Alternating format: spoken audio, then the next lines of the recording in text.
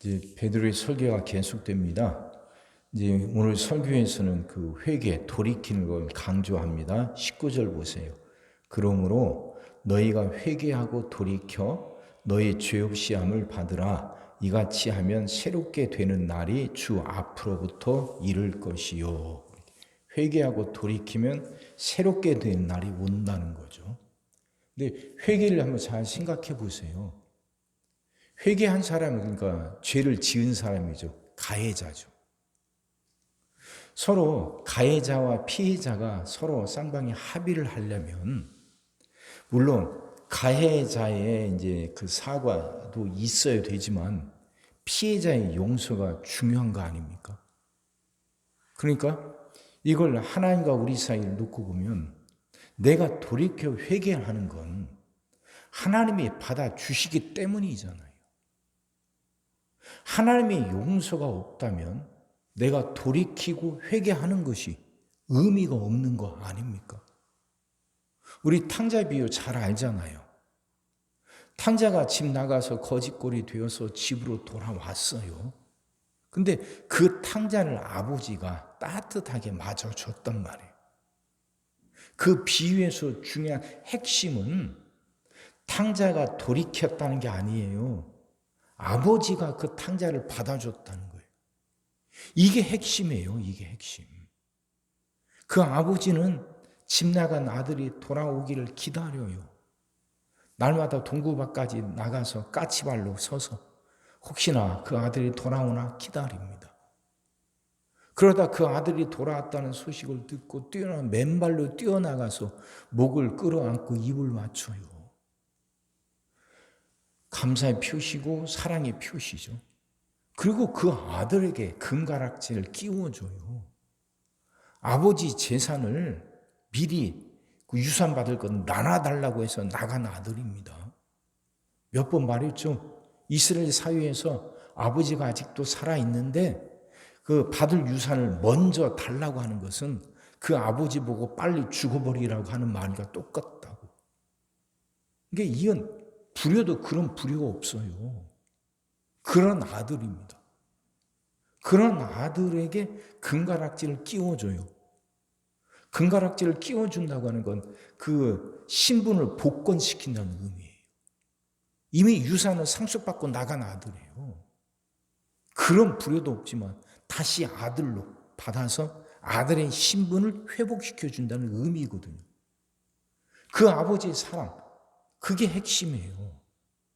그러니까 그 탕자가 돌이키어서 그 회개가 의미를 갖게 된 것은 아버지의 사랑이 있기 때문이에요.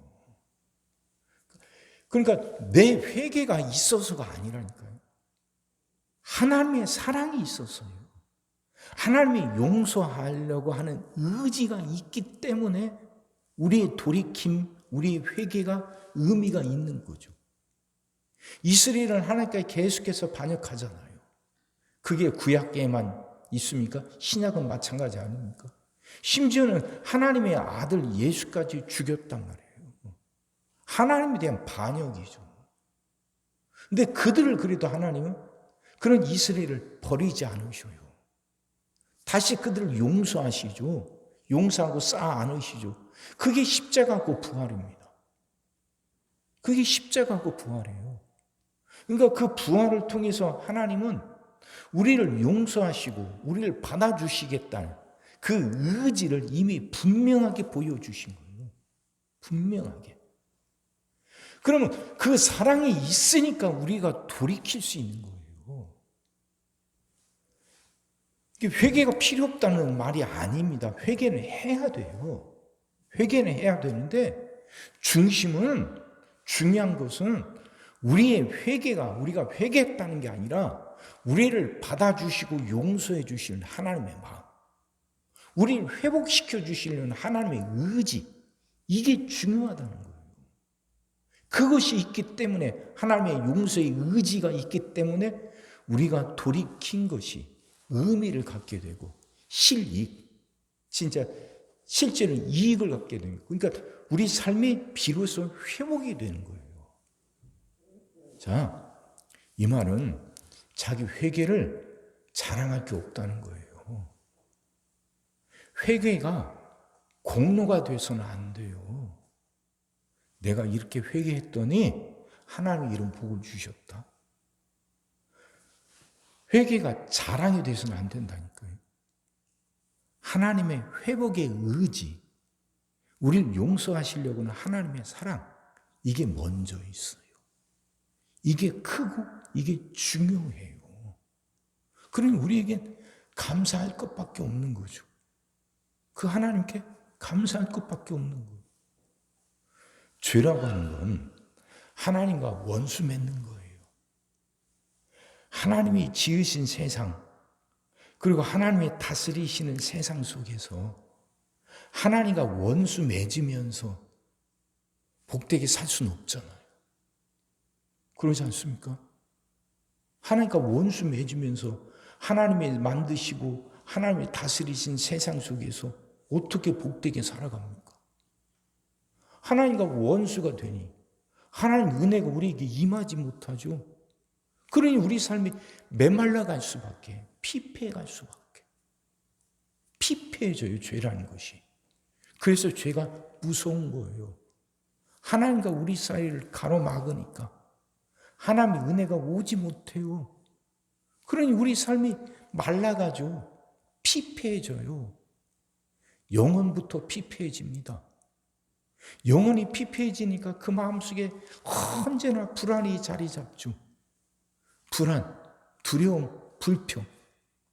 조그만 것도 다 걸리는 거예요. 감사할 줄 모르고 이게 불평이고 이게 불만이고 이게 안 좋고 저게 어쩌고. 성마르다 그러잖아요. 그렇게 짜증이 배어있고 불평, 불만, 투성인 사람하고 같이 살 수 없잖아요. 그리고 그런 사람 삶이 복될 수 있습니까? 주변에 사람이 없는데. 그게 다 어디서 온다고요? 죄에서 오는 거예요. 죄. 그러니 내 안에 기쁨과 평안이 없어요. 귀에서 뭘 하나 해도 그게 자꾸 다 불만이에요. 우리는 이거 안 해봤는데. 우리가 한 번도 안 해봤는데. 왜 이걸 하고 왜 저거 하고. 해서 좀 좋은 점들이 분명히 있는데 그건 안 봐. 자기에게 낯설다고 처음 해보는 거라고.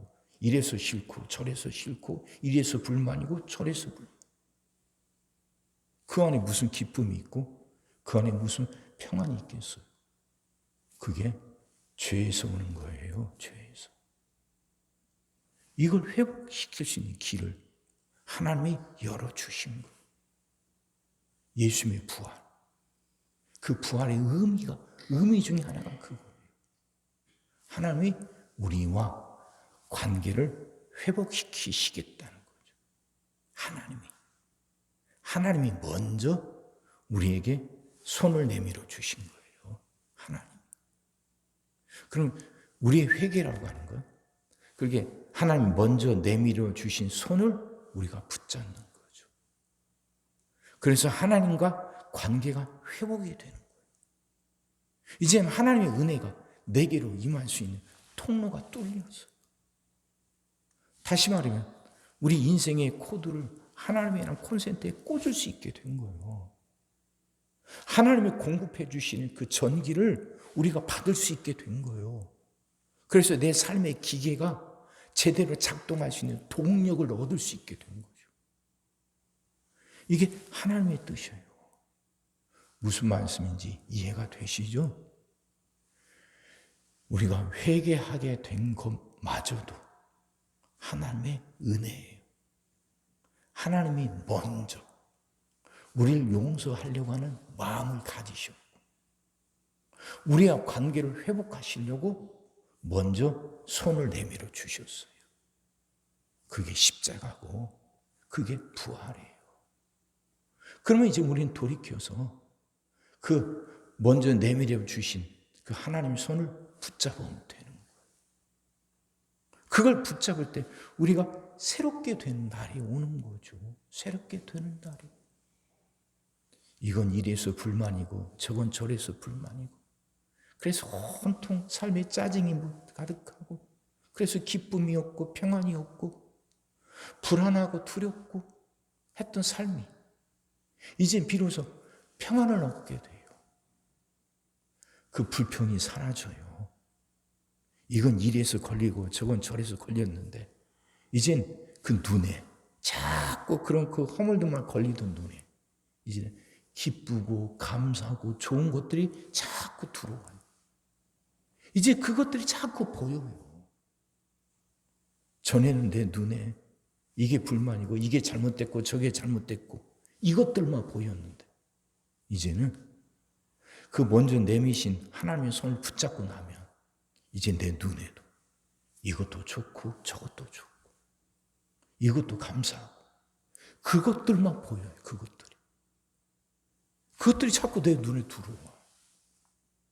그래 내 마음에 기쁨이 찾아오죠. 평안이 자리 잡죠.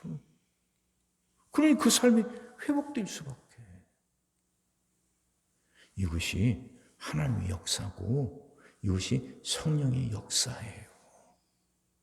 우린 그 하나님의 손을 붙잡으면 됩니다.